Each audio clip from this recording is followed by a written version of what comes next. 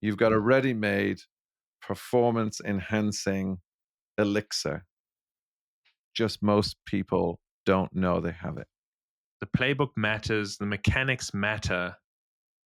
There are levers you can pull, but there's something else that you can tap into, and you've got to get curious about that. Where does best practice thinking and spiritual awareness, how do those two things come together in the world in which we live in? So I've got a theme that I think sits well under that banner, which is essentially the theme of performance, and maybe actually theme of performance and high performance, because I guess if you were to just look at the world and purely through perhaps a spiritual lens and some of the things we talk about, and we say everything is the perfect unfolding, and it's all a case of trust your wisdom and get quiet and all of these things, which I'm not saying is not true. And we go, oh, okay, that's great. And then in the games that we choose to play or find ourselves playing, whether that is a sportsman or woman, whether that is like a salesperson, a business leader, like, no matter what the arena is, like we all find ourselves often in an arena where performance at least looks like it matters. It's like score the goals, get the touchdown, make the sales, keep the customer, don't let people die, make them better, and so on and so forth. Whether and you can go into the arts and everything else. I think it's a really interesting intersection because because I don't know that. Yeah, I think it's a really interesting intersection because I think there's a lot of really good, best in class, high performance thinking, and I've dug deep into that before, and I'm really interested to hear, or for us to explore. But how does being aware of like the perfect design, this definition of human beings being pure, intelligent energy, in form with the ability to see themselves, with the ability to create their own experience and observe themselves doing so. How do these things come together? Um, Mm. because it feels rich to me that there is an intersection, but it also feels a little bit elusive Mm. as to how to really kind of anchor that down into a day-to-day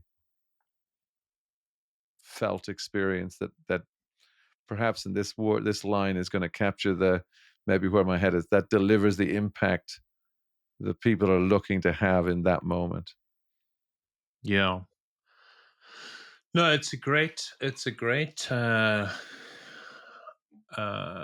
exploration, and I think that what came up for me immediately when you were talking about it was, the notion of these two things being intertwined. This spiritual awareness and then this kind of practical human living thing that we do. And I I don't, and it's so funny you brought this topic up because I was actually thinking about this last night. Um, and how do we intertwine a very spiritual transformation with a very human exploration or existence? And I don't think it's as elusive as as we might make it out to be. And I know that's quite a statement, but hear me out here.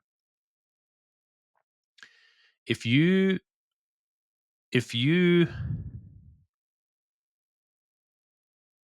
allow yourself to fall back into the exploration of what it means to be a human being and being connected to everything.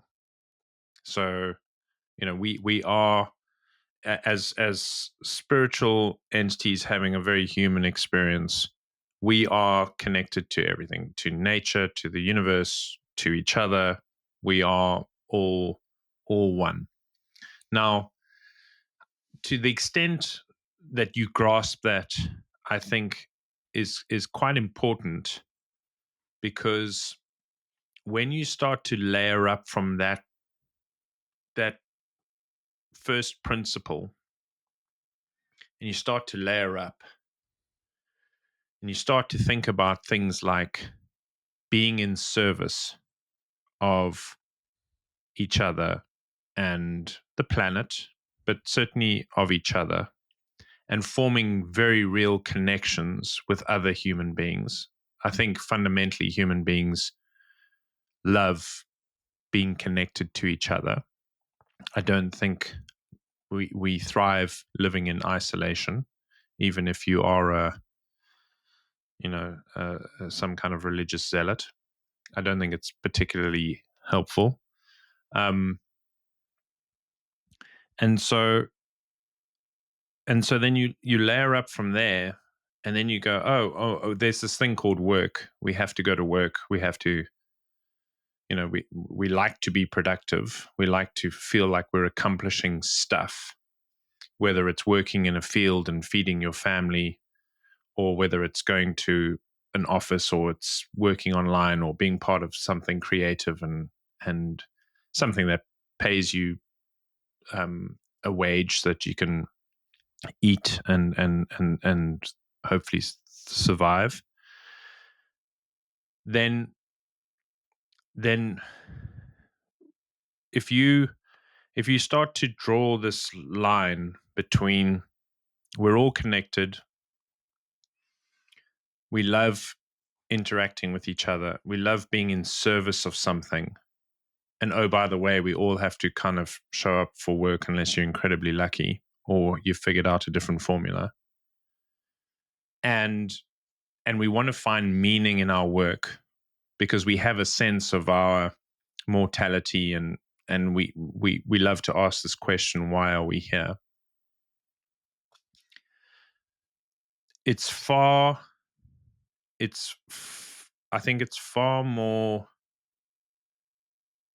gratifying as a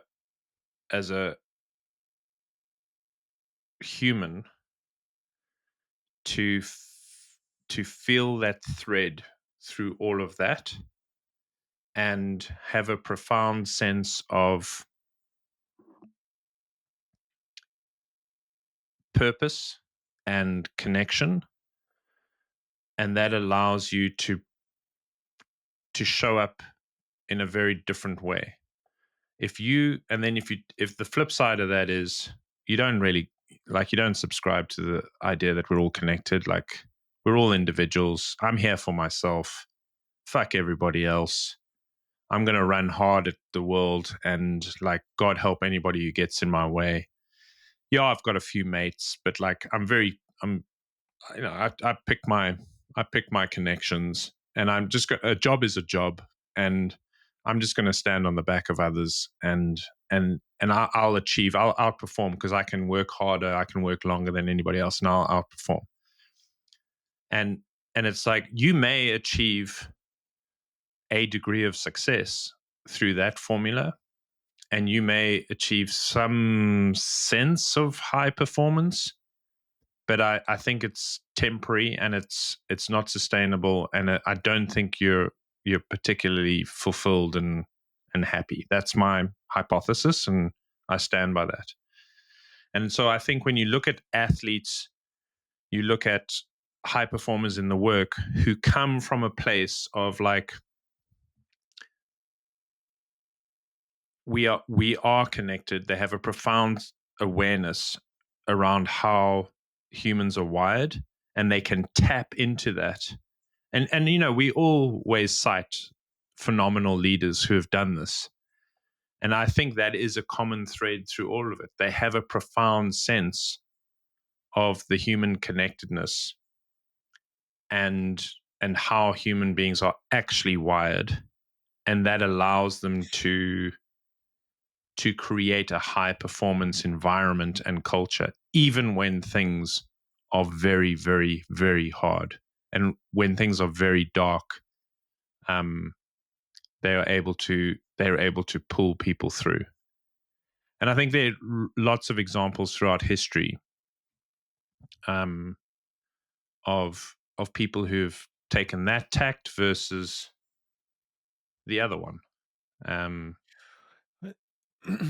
Yeah, the only thing, like, I feel like the bit I want to challenge in there is it kind of does feel a little bit like you've kind of set that up as like, because that whoever you personified as the alternative just sounds like a dick. And I'm like, it kind of like you kind of personified their attitude and everything as like one is over here as gracious and deeply loving, deeply connected human being, and the other one over here is an individualistic knobhead. Um, yeah, I and mean, I I, get the extremes, but I'm not sure. I'm not sure that that necessarily. I'm not sure it's as clear cut as like there's this like just out for themselves, self centered, uh, potentially successful but unfulfilled person over here, and then over here there's this just incredibly connected, loving, also successful person who's kind of coming up from the ground up of like, those are the two ends of the continuum, right? yeah, like, but yeah, potentially, like if we were to think about them as a, and that's what I guess that's why I wanted to bring this to the table because, let's just say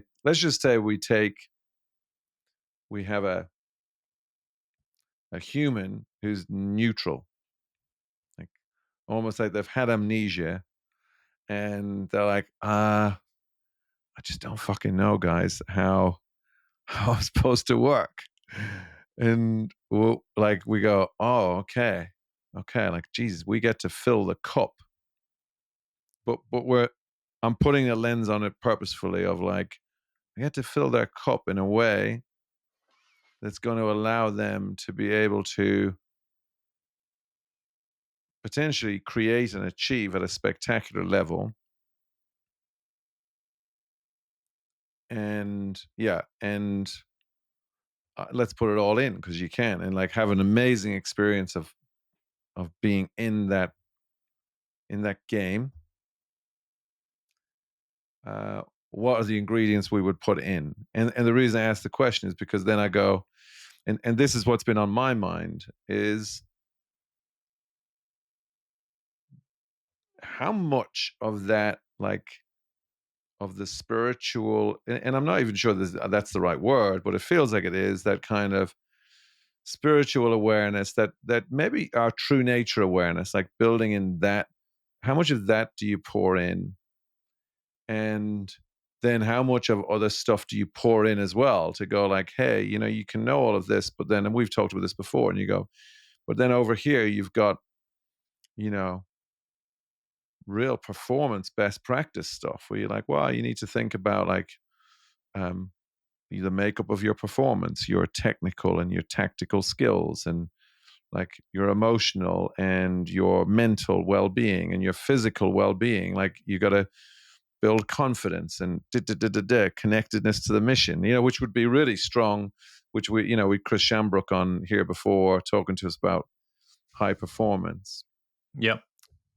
And that's because in one sense, if we look at those two extremes on my left, which I've got like this wonderfully loving, highly connected individual, you go, wow, like that feels one extreme, which is all kind of, it's like 90% kind of spiritual awareness and connectedness and da, da, da. And I'm going to say like we'll just call them the dick on the other side, which is like none of that, and is just probably, it might even be, your kind of the hustle porn king that is going like it is. I fucking ice bath. I do this like we were joking about Jocko before we got in because Bilos got up and he's telling me he was up and in his gym for 5 a.m. this morning. I was like, next thing I know, you're going to be taking pictures of your watch and just posting on Instagram every day. Um, but what I get a sense of is and maybe this is where your um, personification is helpful, is that is where I think it looks like an either or. And I wonder if there's like, oh, you got to fill your cup a little bit from here, but you also fill your cup from here. And if you over rotate on one or the other, you can get yourself into like a sticky wicket, yeah. Yeah. So that's I don't know. I don't know that I agree with that. I don't think that you can over rotate on the spiritual. And I'll tell you what I mean by that is I think that that's a lifelong pursuit where, you can, um, we can intellectualize this as much as you want to, but for me, it's like, this is like once you've seen how we're actually wired, like it's a lifetime pursuit to kind of explore that and cultivate a sense of peace and happiness. So it's like you and that is your substrate, that is your foundational, like the tactical, the skills, the technical, like that's all good stuff, but that's very much in the realm of the ego. I think i think the you can't over rotate on the spiritual.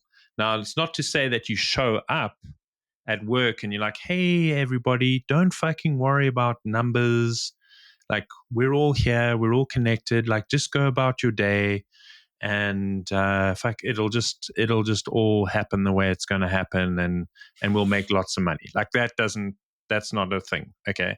So, but I think the depth and the richness of your sense of your come from cannot be, it will never be overflowing. Like it's got to be as deep can be, and you got to keep working at that. And my argument is, the more you come from that place, the more you're able to bring a more advantageous high performance mindset and instill that, because that is your come from. And it's not to say that we can't go and read books about high performance and we can't subscribe to a Chris Shambrook kind of code and approach, which is entirely correct. Like all of those elements are critical to high performance. But if you don't have that come from, and your come from is very ego driven, um, I don't, I don't think, I think you and I could walk into an organization and very quickly detect what mix is in play in an organization. And I've certainly personally experienced leaders that I've worked for whose come from is very different to other leaders, and it's a marked difference. Now, I'm not saying we don't oscillate, because we forget and we fuck it up, and guys like you and me fuck it up all the time as leaders. You oscillate between the two, but if you're able to make that come from more of your default come from than the ego driven, fear driven, comparison, judgy, whatever side of it, I think you engender a performance culture that is far more rich, sustainable, and effective than the other side of the coin. That is, and if I didn't believe that, I wouldn't be doing some of the work that I do, because you know you can lead, manage, and coach all you like, but if you don't understand how you're wired, and that's not the come from that you work tirelessly at every single day, I think you're just fucking spinning wheels. um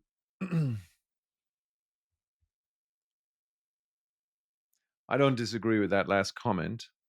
You might not be entirely spinning wheels, but it's you're putting a lot of effort in to go much slower. It's going to take a lot of effort to go slower than you possibly could do if you looked in this other direction, which I guess is probably the epitome of spinning wheels. And it's going to sound like I'm disagreeing with you, but I'm not disagreeing with what you're saying. I may be challenging a little bit as to how it can sound, at least to my ear. Because Because what I hear in that, like what I hear when you were talking about that, I was like, oh yeah, that's right. But that piece is absent from a lot of high performance thinking. So when you said, so like the come from absolutely makes all the difference. And if you don't really understand your true nature and how you work, then that level of ignorance, and I don't mean ignorance in a judgy way, I just mean ignorance of not knowing, like innocent and ignorantly doing your best without realizing the truth of who you are, then you're at an inherent disadvantage straight out of the gates. So the come from is super important. And when you and I have talked about lead, manage, coach, we had that realization, like, oh my God, the piece we never had in there was the self sits at the heart of that, and actually getting the focus on that. The bit I guess that I'm the thread that I'm pulling on, though, is when you said, technical and tactical, that's just the language of the ego. And I'm like, I don't think it's the language of the ego. I think that's the language of performance. Like ego is the persona that I think you characterize beautifully. Like that's the persona of someone that's ego. It's the ego talking. It's ego driven. But I don't think the language of performance is the language of ego. I don't think saying that you need to take care of your technical and your tactical and your physical and your mental, your emotional well-being in order to thrive in a performance environment is the language of the ego. I think it's the language of performance. I think that the language of performance does not often include a spiritual realm, though. And that's my takeaway from listening to you. It's like often both sets of languages don't really incorporate the other. So when I think of people that come at it from when people over rotate on a spiritual side, my over rotation comment more comes from like they dismiss the other side. They over rotate and they go, this is all you need. And and in one sense, because you go, well, that's not wrong because it really doesn't matter. And like, you go, but the dismissal of other things means that then people go, well, hang on, if I'm playing soccer or I'm playing American football or if I'm a salesman, like you do need to do some of this other stuff. Well, you don't need to, but it's definitely going to be to your advantage. And similarly to what you're saying, and if someone gave me the choice and said, well, if the only thing you could have is one or the other, which would you choose? I'd go for like knowing the truth of who I am, please. I think I'll take the truth of who I am over the Challenger sale. If someone gave me those two choices, where I really see though the opportunity is in the both end. It's like know thyself, and from there play the game and be curious and open to all of these different levels of performance. But I just know that like, and actually I'm going to say I don't know, but from what I've seen, there's very rarely a place where the language of performance is incorporating both of these things and saying like human performance is a function of like actual human being performance is a function of spiritual insight, whether it's conscious or not. Like it's because some people just know that they know this stuff without ever having explored it. And kind of, I'm going to call it physical, which is more just like, and I don't know if physical is the right word, but there's spiritual, and then um, yeah, maybe it's performance. Like it's kind of that, like spiritual awareness and performance awareness, like combined together. But there's very few places that do that, like and that want to kind of create that. Well, I think the language freaks people out, and and so, and it's funny. I mean, you don't have to reference spiritual, but I'll just. I mean, I I had this insight the other day. Pete and I were doing a workshop with a company, and and Pete spent a lot of time ruminating on this concept of a customer value framework, and how you have to start with the problem. Like, what problem are you solving in the world, and why does that matter? But then, doing the Andy Bounds 5 levels of why does that matter, kind of taking it all the way down, like really, really understanding why you get up in the morning and why your mission, your purpose, your passion, your intent, like what's that about? And I just start chuckling when I hear that, because I'm like, that transcends the world of the ego and the world of the human. And I think it bridges so beautifully into what we call spiritual, but you can, like, give it whatever name you want, but it bridges into connectedness. It bridges into something far bigger, because all of a sudden you've gone, it, you know, I don't know. Let's think of an example. Like Mimecast. Like, let's take Mimecast because it's one that's super familiar to us. Like, oh, why do we get up in the morning? Well, because like we're making emails safer for business. Okay. Well, why are you doing that? Why does that matter? Well, if you think about it, like there there's some really bad actors out there, and they can cause a lot of damage to businesses and be very disruptive. Okay, well, why does that matter? Because you can really fuck things up and ruin people's lives. Oh, well, why does that matter? Because there are a lot of families that depend on these organizations, these jobs, these, like whatever. Like, you can go all the way through, and you can say, well, email is this one thing that, I mean, we've heard Pete articulate this many, many times. Like, email is this email address, lkenny at or l@lkenny.org, is a highway straight through your firewall, straight through your security, straight through your physical security, right into, the mind and the inbox of that individual, senior or junior, in some massive organization. And you start to mine the why of why we exist. And then, like, all of a sudden,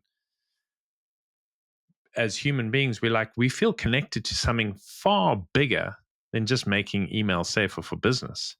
We're like connected to like millions and millions of families out there who, and I think you can make that, like, for me, that was like very inspiring and very fueling. And you felt in the mornings you could get out and you could go, oh wow, like, this is something, we are doing some good in the world. It's not just boring old email security. Because I think if it was just boring old email security, it'd be very hard to get super excited about that. But it was, and then to show up at work with other like-minded people and feel that connection and develop friendships like you and I did, like that was like, I feel like the luckiest dude on the planet. Now, if that's not fucking spiritual and connected, I don't know what is. Like, there's not a textbook that outlines that side of the performance equation. Oh, yeah, I think there is. I think there is. I don't. I'm not sure. I think there is. I think that. Um, I don't think people understand. I think actually that is a huge amount of performance, is building that deep. Like, I guess people would probably go, that's a deep connection to purpose. I think that's important. I think that is like getting beyond. Like, if it was just email security, yeah, like fuck, no, I want to be that interested. Well, maybe some people would. I wasn't. Um, but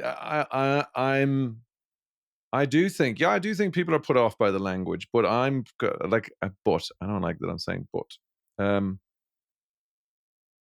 I think if you were to read a lot of high performance texts, they would say that what you've described there is a great example of one of the key ingredients for a high performance environment is you've got to deeply understand your reason for being, like the purpose that drives the mission.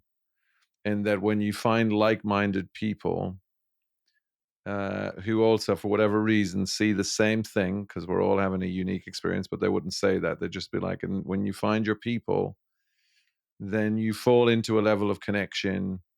And I think that's exactly right. And my challenge to it would be, so when that goes awry, often what people think is, damn, like we must need to change our mission. We must need to change the thing because it feels like we've lost connection. And then you go back to your whatever Pete's thing is, the customer value framework. We must redo, we must re-dig into our customer value framework. And I'd be saying, well, you could do that. You could do that.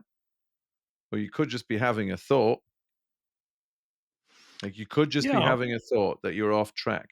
And I'm not disagreeing with you, by the way. I'm just saying that there's an inherent lack of understanding as to what's at play there. And what I'm seeing when it comes to performance is that when I'll tell you what I mean, what I'm getting to is like when results go awry, and they do always, the very first place that, not the very, but often the first place people go is they drop right down into the basement of their thinking. They take that thinking extremely seriously, and they start to do things that are not in service of the mission and not in service of them. And because they're taking their thinking very seriously, because they believe that it's the outside causing the inside, and and eventually that pops or whatever. And that's where I kind of go, but if we could combine these two things and start to really build an awareness of like, hey, don't let's not let's not be reactive to results. And again, I think psychologists and everything train people to go like, hey, you got to not be reactive, and it's trying to nurture that understanding of like, hey, that the sense of connection will be there by default when you let go of those thoughts. Like you and I have talked about, I think on here numerous times, at least, yeah, for definitely for me, like one of the most incredible moments at Mimecast was the first time that the system went down. And you would think that that would be, one of the worst times to be in the business, but it was actually one of the best times. Everyone just forgot all their stories and was like, oh, nothing really matters now. Let's just do whatever like makes sense in front of us in the moment. And you fall into that space. And it's a bit like in life when it often requires a crisis or some a material situation that really shows you the fragile nature of your existence, to often then open up the aperture to like, oh my god, none of this actually matters. And then you're almost like home straight away. And that's where in business I don't necessarily, and maybe in business, but in that's what I mean, performance language. And as you said, that maybe you're exactly right, that it's like, well, you know what, it all gets you here anyway. But I'm not sure I'm just not sure it does. Like that's what I'm kind of driving at. I'm Well, not sure it does. I don't think a lot of organizations understand their why, their purpose. I think the founders do. They start off there, but I think a lot of people, and we see it. I mean, you and I have experienced this. Like, you engage with an organization, and salespeople are all about speeds and feeds, and it's a feature dump, and it's talking about, you know, this is what our business can do for you, as opposed to like, we deeply understand what you're trying to do, and we deeply understand how others have tried to solve it, and we deeply understand how to get you from A to B. And oh, by the way, we've built this cool thing, or we have this widget, or what have you. So, and this is how we're going to make you successful together. Like, we're going to, like that. I don't think I think people forget that a lot. Um, and even if it started off with a profound sense of that, a lot of that gets lost. To your point, it gets very murky very quickly, and then people default to, you know, the wrong side of the kind of the equation. But that aside, I think what I'm trying to point to is to say, when you feel connected, to your point, you are home. And and the more you get curious about that, I think it opens the door to exploration that creates a disproportionate advantage when it comes to high performance. And and and what is on offer from there, because, like, let's take rugby teams as an example. The awareness and the cultivation of a deeper sense of connection might fuel a team like the Springboks currently in a way that they've never been fueled before. So, like, there were times when, I mean, there were shameful examples, where the Springboks used to go on these ridiculous camps and go naked into freezing cold farm dams in the middle of the night and tough it out. And there was a famous incident called Camp Stahldraht, and which means steel wire. I mean, it was just wrong-headedness across the board, versus, like, no, there are 44 million people that you represent, and you're borrowing that jersey for a while, and you're playing for something far bigger than yourself. And, like, use that sense of connectedness, that purpose, to and, like, I would say that if you had to have a spiritual barometer, and I'm deliberately using the word spiritual, and you had to measure the sense of spiritual, the level of spiritual kind of uh, awakening between those two teams. I'm not saying it didn't exist in the other team, but, like, it's fucking off the charts in this team. And that is a critical interweaving of the spiritual and the human, in order to achieve something quite remarkable. And I think that's on offer across the board, because what Rassi Erasmus and Sia Kolisi and that team have realized is, you can tap into a vein, into a river of consciousness and awareness that is, like, off the charts powerful when it comes to performance. I don't think, yeah, I mean, the players are big, they're strong, but I mean, in fact, they are big, strong players all around the world. I think there's something going on there, and I think it's just a wonderful example. And it's not the only team that does that. I mean, there are countless examples of high performance teams and individuals who have tapped into that level of awareness, and it is actually quite selfless, I think, even though they want to achieve remarkable things as individuals, as professional sports people, professional corporate people, what have you. There's a selflessness and an awareness that is born out of that understanding. And from that understanding, you make choices that profoundly determine your experience of this mortal journey.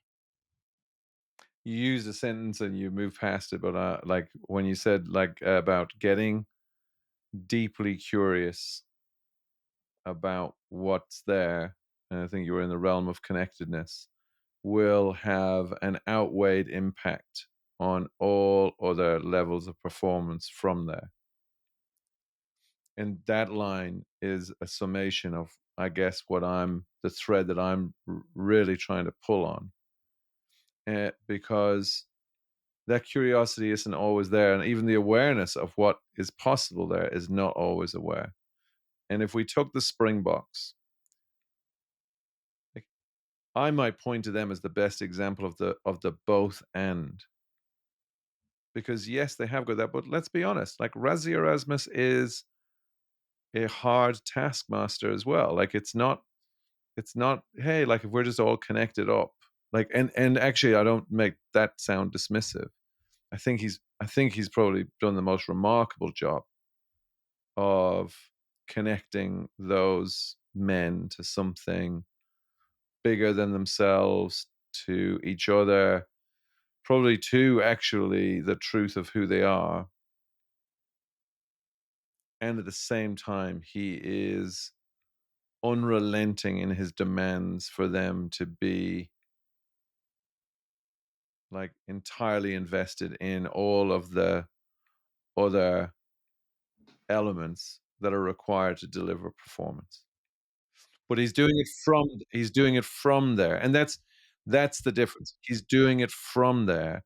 And if I'm listening to this, and I think this is the challenge, and that's why you can tell, like, I'm like invested in this conversation around, huh, where do these two things intertwine? Where do they come together? How do they come together? Because you know what? If it was commonplace, the Springboks wouldn't look so uncommon. Correct. I think that's a great observation. It's the most frustrating thing for me. Like, and this is my maturity curve as well. Like, I've got to let go of this, and B, I've got to see it for what it is. But it is the most frustrating thing for me. Like, I've worked with organizations who are like, yeah, yeah, yeah, that sounds amazing, Bilos. Yeah, like, come in and do that. Like, help us tap into that. And as soon as the first fucking quarter of bad results gets posted, all of that gets dropped. All of it. And they go back to like, oh no, we don't have time for that. We just have to go straight back to strategy and execution plan. And you're like, no, no, no. Like, like develop this substrate, develop this muscle, and then yes, go and develop a strategy and an execution plan, but operate from that come from versus from the basement and the fear. That is my point. It is elusive. It is elusive. And it's like, that's why I thought your line about being deeply curious about this was the really important one. I'm like, because it's it's uncommon, and it's also like it is elusive because, and I hear you for like, because that's what you've just described. Like, it's everywhere. It is the basement. It's the it, it's like it's not finding the space between stimulus and response. And what I'm so if someone said this to you, right? So because I'm just really curious. So like, you are made CEO of one of those companies, and someone says, "Okay, like, Billows, this is great. Like, we feel your passion, and like, actually, we believe you. what would be how would you go about it? Like, what would you say are the like, well, hmm, eh, this is what I think is required in order to engender or create, and maybe it's not for today because I think this has been like one of our best discussions, or one of yeah, because I like yeah, I do think it's been one of our best ones, or one at least it's super enjoyable. What how would you go about doing that? Like engendering that awareness, creating that awareness, knowing that there's the habits of generations of going, yeah, yeah, like amazing, like love it. Think about, I think we've talked about in terms of our Live Into Your Brilliance founders retreats, which I think are part in service of trying to, of building this awareness. And then we're like, actually, there probably needs to be a part two and a part three because we're talking about such an ingrained habit of reacting to the stimulus versus slowing down, taking the sacred pause, and then when from that place then go, oh, what do we know to do from here? Like that would be the perfect response, wouldn't it? To your example, you'd be going, so but we have a bad quarter, what would you do? And you'd be like, well, first of all, just slow down, take a pause, be with what is, you know let yourself settle, like as teams, just talk it out, like acknowledge it, talk it through, and you'll know what to do next. Like you'll know what to do next. When, how would you like? What advice if there's a CEO listening, there's a team lead, there's a performer in any walk, and they're going like, I want to know how. Like what do I do to be like the Springboks? What do I do to build that muscle, to create this awareness, to be able to do it in the context of I am in the performance arena right now. Mm. Yeah, I mean, I think it's the work that you and I do with the CEOs when we get them together. Is they need to be able to lead, manage, and coach a team, and their job is to tell the story and to build the most remarkable team they can. But I think the it starts with a deep curiosity and an exploration of how you are wired, and you've got to you've got to you've got to be curious about that, because you can't just say to somebody like, oh, go read Amy Jen Sue's book, or go listen to Chris Shambrook, or like like y- yes, you can go do that stuff, but you've got to spend time with it. You've got to understand, what does it actually mean to say take a sacred pause, and why does that matter? Like, how am I wired, and what does that actually mean? What do you mean I can observe myself creating my entire experience of life? What the fuck are you talking about? And then when you understand that wiring, and you have that, now you've thrown a foundation that is immutable, immovable, and you start to build from that. And it could take years and years and years. But if you start from there, and to your point, then you start to see, oh, I do have this choice. I have this space between stimulus and response, and how the choices I make in that space decide my growth and my freedom. Like, what is that? What's on offer from there? And and I think I think that would be my advice to like, start there and then build up from that place.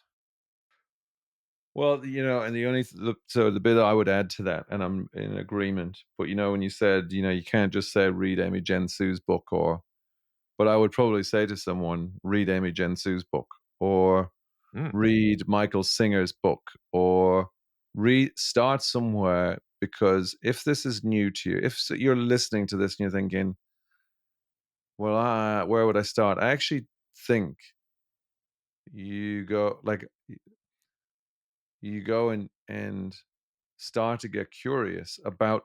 So if I was just to reverse what you said, I would be like, get really curious about like the your human wiring, like just how Hmm. perfectly you are built and what's there. And if you're really curious about that, a great starting place could be any one of these. Like just read this book or watch this thing and just see what lands. Like because they're all gateways in. And so I think what I'm hearing from you is like get really curious with this. And I was just drawing this as you were talking, like if you think about this one here, we you and I have always talked about lead, manage, coach. And for the longest time, we didn't have that piece in the middle. Like the piece in the middle, we would talk about it's the intersection of the three. But now, if we were drawing it, we put a heart in there. We're like, the self sits right at the heart of this. But for most of us, when we talk about it, that piece is just a question mark. It's like it's not there. It's not in the language of performance. And if you're unwilling as a leader to get curious about this piece, which is the self, then let's say from a leadership perspective, you would go, well, you'll probably do fine. Like actually, you'll do really well, but you'll never Mm. maybe do as well as you could do if you got curious with this. And then the other one is this, like as we said about, technical, tactical, physical, emotional, mental, contextual. Well, there's another one, and you go, yeah, but like whether you call it spiritual or the self, and you go, you can do all of those things, but underneath that, there is something that if you get curious about that, it will elevate all of those elements. All of those elements will become, I don't want to say easier, but in one sense easier because you'll be able to see everything a little bit more clearly. And and at least that's my insight for today is like actually if you look at the text, if you look at the way people think about it, I think they're actually separated out. And there's very few places that bring them together and say, hey, in the context of this, but we can have the best of both worlds. And I'm just using your Springbok example because in one sense, I would say that, Razzie and the crew have taken that and they've just gone, no, no, no. Like that sits right at the center of everything that we do. It's like our, whatever you want to call that, whatever you want to call it, whatever they call it, their connectedness, their awakeness, their awareness sits right at the heart of these things. And anyway, that is what is becoming clear to me. And I think the reason it's elusive is because the other ones are the easier place to go. And so it's easier to go straight into like, oh, fuck that. We've missed our quarter. It must be that we're not trained correctly, or it must be that we don't have enough tactical awareness, or, maybe Bilos just wrong people. Bilos just isn't sleeping well enough. Like get more sleep and get into fucking more ice baths in the morning and we'll be even better because it's easier. But like I don't want my comment about Amy Jensu or Michael Singer or Chris Shambrook or like whoever to land the wrong way. Like I agree with you. Like go read those books. But what I'm saying is go practice. Like it's not enough to read the book and go, oh yeah, I get it. Okay, that's what a high performance leader that like it's the practice. It's like and so our friend Marcel is a great one. um he he now regularly says to me, oh, I've thank God that I practice that pause between stimulus and response because it's made a massive difference. And he consciously practice. He's building, he's Yeah. building. I just don't want it to land the wrong way. So my advice would be 100% go pick the book du jour that points to the stuff, which whatever it might be, but then get deeply curious and start practicing because you will see stuff. And then that allows you to play that um, into into the interweaving of the daily grind, the job of building something or achieving something, but you come at it with a toolkit that's always been there. It is the immutable kind of superpower that we all possess. It's just that the majority of people don't harness it. Hmm. Well, look, I think that's like for me at least anyway, that is a perfect place to end on this one because it, in order to practice and using Marcel as the example, like, and I guess it's pretty cool to hear that story back because he came to our gathering and like that was a like that that's as good as a book or anything else. Like to me, it's just like find your aperture to go and explore because then there is something to practice. I guess that's really kind of where, and I want us to be. I guess I'm super at the minute, just reflecting on, you know, it's a hell of a journey. It's a hell of a journey. It's a non-trivial piece, and like for me, it started with a book, and then you get even more curious because then you do put something into practice, or you have an insight, and you go, "Oh my days!" Like, huh, this could be the biggest game changer ever. And I just want to make sure that what we don't do is that we don't speak from where we are now and go like, "Hey, you need to know this." It's like, "Hey, if this is something that rings true, then like it just starts with a small step. Like get curious about a book or to talk to a person or to watch a YouTube and like see what comes up and then put something into practice and notice what it is. And then see how it mixes in with these other things because there's magic to be made there. There undoubtedly is magic to be made there. And so that's why I love where you finished, which is yeah, like get curious, see what you see, and then put it into practice, and then see what happens from there. Um, my my takeaway, just even on a personal level, is like noticing in myself just how alluring um, that it is to dive into the performance mechanics as the primary, and the yeah, to dive into those as the primary driver of impact. And what we're pointing to is they're secondary. They're not important. They're just, if you can really see this, they're secondary to the come from. They're secondary from being really grounded in like what's on offer as a human being that's awake and aware to what that really means. Um, that's at least that's my takeaway anyway. Yeah, it's interesting. I mean, and this is a topic for another podcast, but it's interesting how a lot of business leaders that we've encountered cite professional sports people as an example. And it's a well trodden, often cliched, very boring topic, particularly for people who don't follow sports.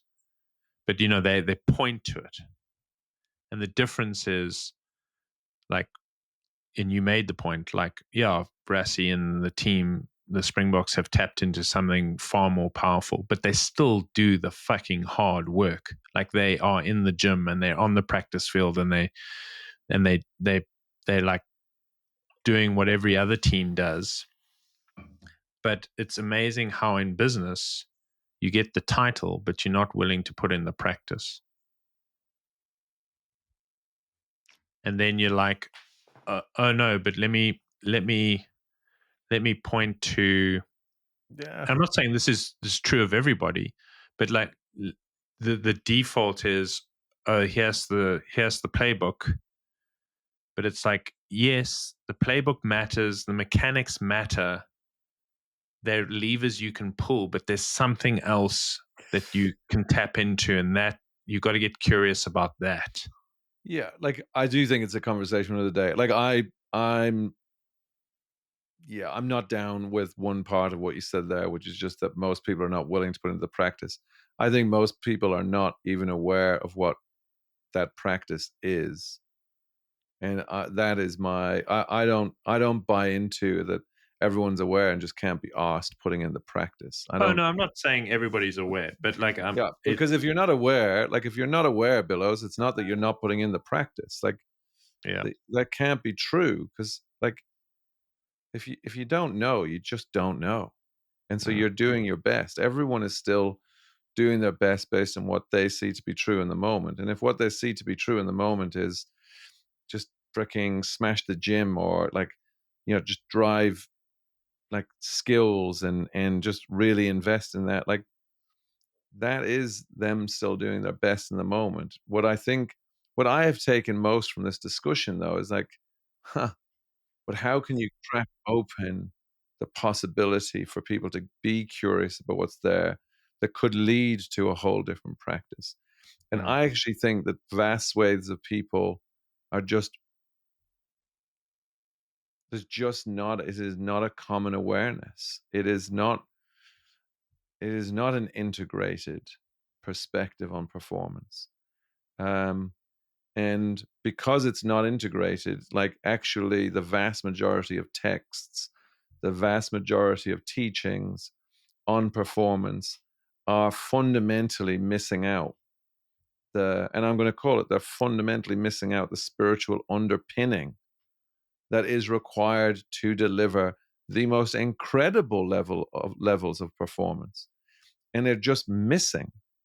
And so you've got people who are like 80% of their conditioning is this is the way you do it. And so it's not a surprise to me that then it's doesn't exist in most places. It's not a surprise to me that it's uncommon. And I don't think it's from a lack of appetite to practice because, and I'm not saying that you're saying that, but because actually I look at people and I see a huge appetite for practice and a huge appetite to put themselves in the hurt locker. And I'm like, fuck me. Like, imagine if you just didn't have to do that. mm, So, like, it'll be almost going, Jesus, like, what if by just shifting your awareness, like 20 degrees, you could see something that's so incredible that you'd be like, oh my God, there's something here that I can tap into, which means like I would get so much more return on my effort or just my return on my commitment without needing to be as like, yeah, like without needing to be in the hurt locker. Because I think a lot of people, when it comes to performance, it kind of looks like that. It's your willingness to suffer and because all these other practices are, I think they are kind of they're probably the epitome of willpower and discipline and and they're not useful, but the piece there is to go, but what if people could be woken up to another ingredient that they don't even know exists, mm. that is legal. It's 100% legal, it's 100% available, and it will And never everybody run out, possesses it. and Yeah. everyone possesses it, and it's the ultimate performance enhancer. It's like Mm, you've got a ready-made performance enhancing uh elixir. mm, Just most people don't know they have it. mm.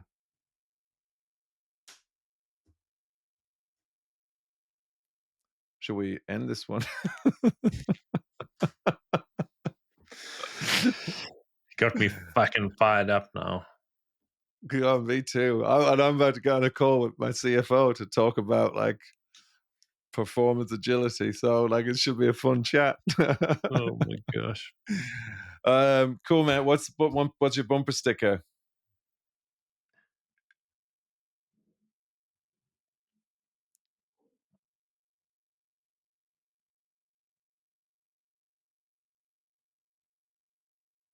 something like you were born with the performance elixir you've been searching for, or uh, isn't it wonderful we all possess the same elixir Mm. for performance? Something in that realm. I don't know. Like Yeah, that's yeah. I clumsy, don't know. I'm in but the same thing. Yeah, yeah. Juiced up on the most readily available legal performance enhancing yeah, elixir of life.